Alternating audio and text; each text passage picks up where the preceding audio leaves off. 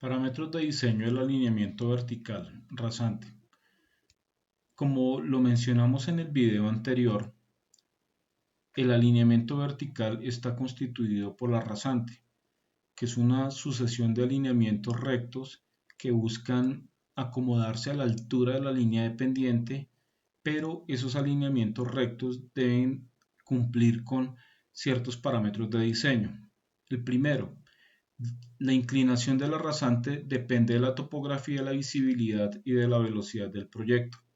Efectivamente, cuando nosotros iniciamos el trazado de línea de pendiente, fijamos unos parámetros máximos de pendiente longitudinal, que básicamente están asociados con el tipo de vía y con la velocidad de tramo homogéneo.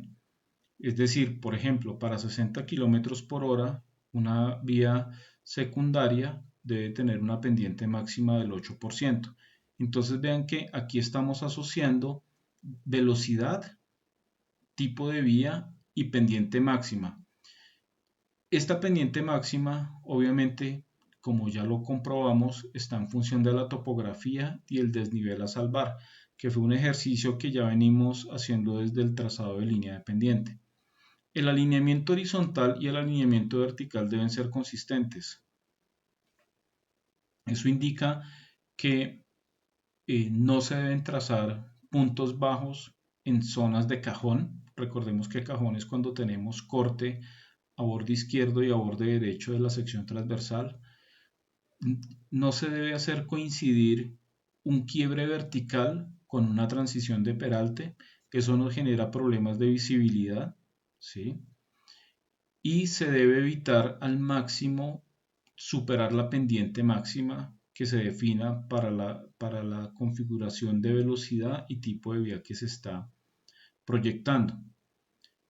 La pendiente está asociada a algo que se denomina la pendiente gobernadora, que es la pendiente media que teóricamente debe darse a la subrasante para vencer el desnivel determinado en función de las características del tránsito. Realmente el nivel de servicio está directamente relacionado con la pendiente. A mayor pendiente longitudinal, menor nivel de servicio. Realmente es un parámetro que influye muchísimo en la capacidad de una vía, ya que un vehículo, como lo vamos a ver más adelante, en la medida en que vea reducida la velocidad de operación por efecto de la pendiente, va a hacer que se castigue el nivel de servicio. La pendiente mínima debe ser del 0.5%, que esta lo que pretende es garantizar el drenaje, y la longitud mínima de la pendiente deberá ser por lo menos 10 segundos a la velocidad de diseño para tramos en los que existe velocidad de tramo homogéneo de 40 km por hora y 7 segundos para tramos con velocidad de tramo homogéneo inferiores a 40 km por hora. Lo podemos ver aquí en esta tabla del manual de Invías, donde la distancia que debe existir entre los puntos de quiebre de la rasante es la que se especifica en la tabla acorde a la condición anterior. Ahora, continuando con la pendiente gobernadora,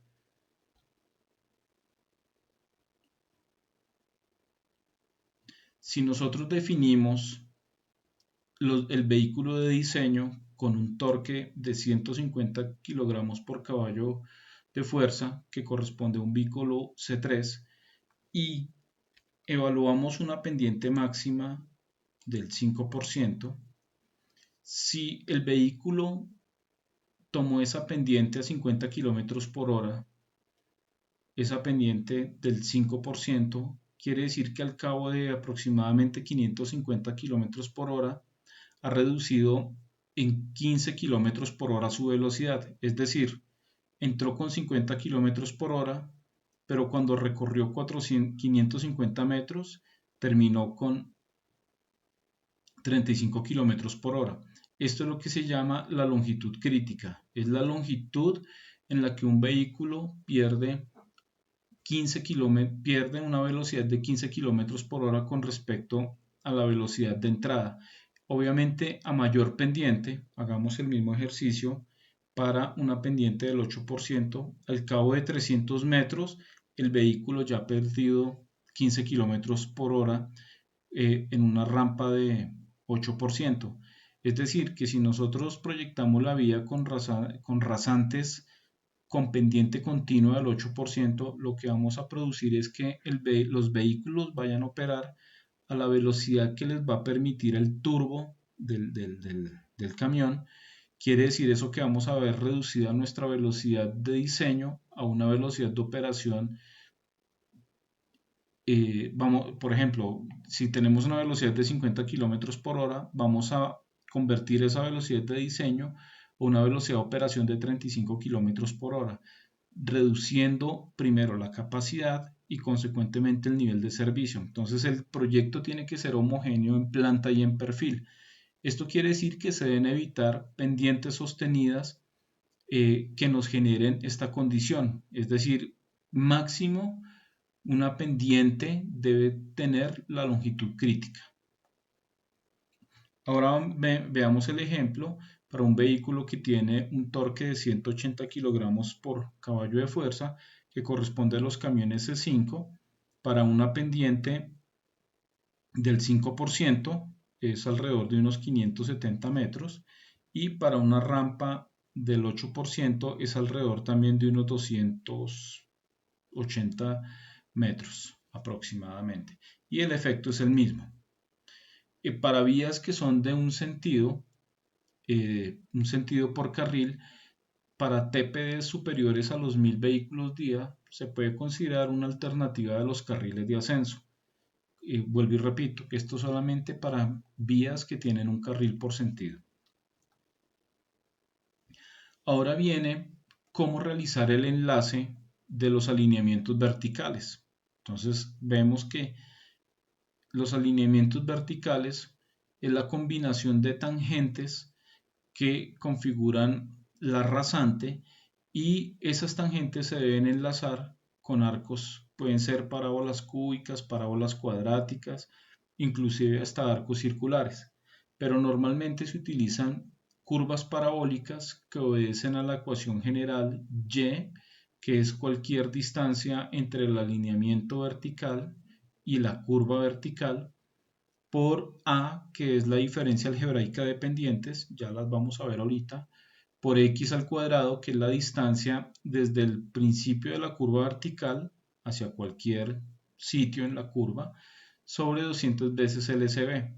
Básicamente, A sobre 200 LSB es lo que en geometría analítica representaba el foco, ¿no?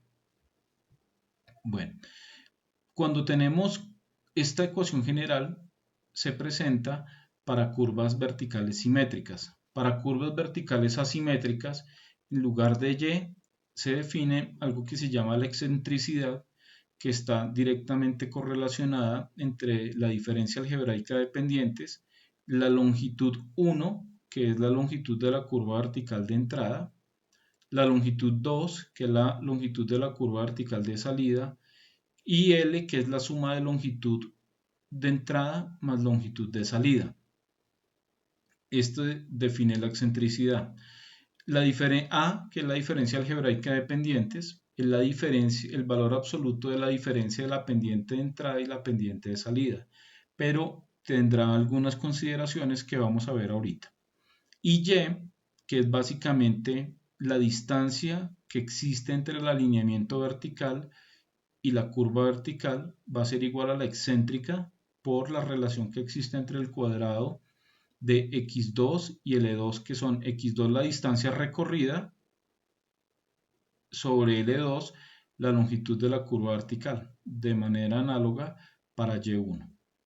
Es importante mencionar que en el alineamiento vertical todas las distancias se miden en proyección a la horizontal y todas las elevaciones se miden en proyección al eje vertical, que es Y. Entonces nunca se miden distancias inclinadas.